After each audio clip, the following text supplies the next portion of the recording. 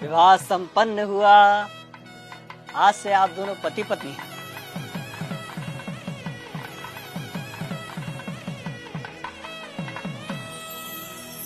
भाई साहब, पंडित जी को भी दक्षिणा देके निपटाओ बस। हाँ हाँ जीजा जी, याद है मुझे। पंडित जी, आपकी दक्षिणा। यजमान, मात्र 1100 रुपए दक्षिणा। अरे तो इतना हैरान क्या हो रहे हैं पंडित जी? जो रेट चल रहा है वही तो दिया है। दक्षिणा रेट से नहीं, सामर्थ्य के अनुसार दी जाती है यजमान। अरे तो क्या पूरी गड्डी पकड़ा दें आपको? अरे श्रीमान, मैंने ऐसा कब कहा? मैं तो बस ये कह रहा हूँ कि आप लोगों ने विवाह इतनी धूमधाम से किया है और दक्षिणा इतनी कम। देखिए पंडित जी, कम हो या ज्यादा, हमें जो देना था हमने दे दिया। अब बाकी बात आप लड़की वालों से करिए भाई। कैसी बातें कर रहे हो भाई साहब? हमारे यहाँ पंडित जी को दक्षिणा लड़के वाले ही देते हैं। अरे पापा, 2100 दे के बात खत्म करो ना। ठीक है ठीक है। भाई साहब पगला रहे हो क्या? किस बात के 2100? 1100 काफी है, उससे 1 रुपया ज्यादा मत दो।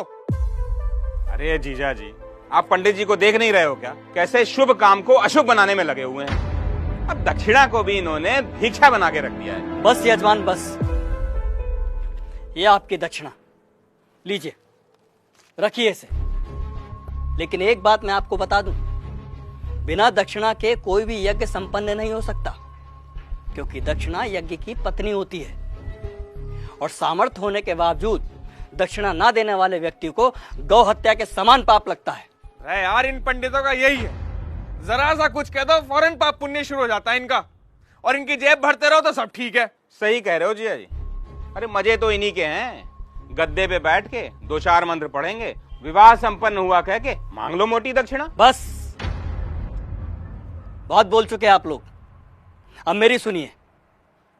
अरे आप जैसे व्यक्ति लाखों करोड़ों रुपए विवाह के खान पान, गहनों, महंगी गाड़ियों, आतिशबाजी और बैंड बाजों में खर्च कर देते हैं, लेकिन जब समय आता है पंडित जी को दक्षिणा देने का, तब आपके हाथ रुक जाते हैं, मानो पंडित ने दक्षिणा नहीं आपसे आपकी संपत्ति मांग ली हो।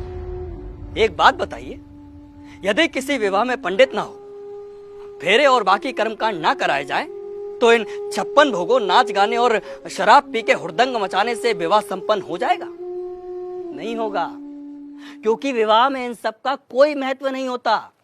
लेकिन फिर भी हमारे समाज में वैदिक रस्मों की बजाय इन व्यर्थ के आडंबरों को बढ़ावा दिया जा रहा है।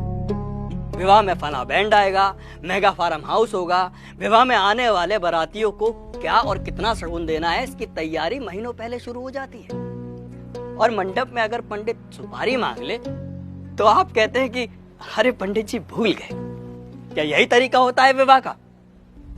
और आप क्या कह रहे थे प्रकाश जी कि पंडित का काम ही क्या होता है?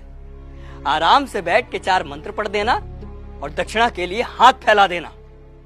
तो श्रीमान सुनिए, विवाह गुड्डे गुड़ियों का खेल नहीं होता, 7 जन्मों का अटूट बंधन है, जिसमें पंडित मंत्रोच्चारण करके देवताओं का आह्वान करता है और वर वधू को परिणय सूत्र में बांधता है। इसलिए पंडित और उनके द्वारा किए गए कार्यों की कुछ तो मर्यादा रखिए। उन्हें दक्षिणा भीख समझकर नहीं, आपको जीवन की सबसे बड़ी खुशी देने के लिए दीजिए। पापा, कब होगी विदाई? वो बाहर BMW वाला नखरे दिखा रहा है, कह रहा 2 घंटे लेट हो गए, 50,000 रुपए मांग रहा है।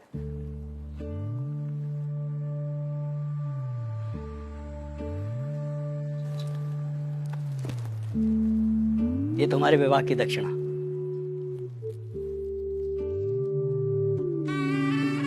खुश रहो। पंडित जी, पंडित जी, पंडित जी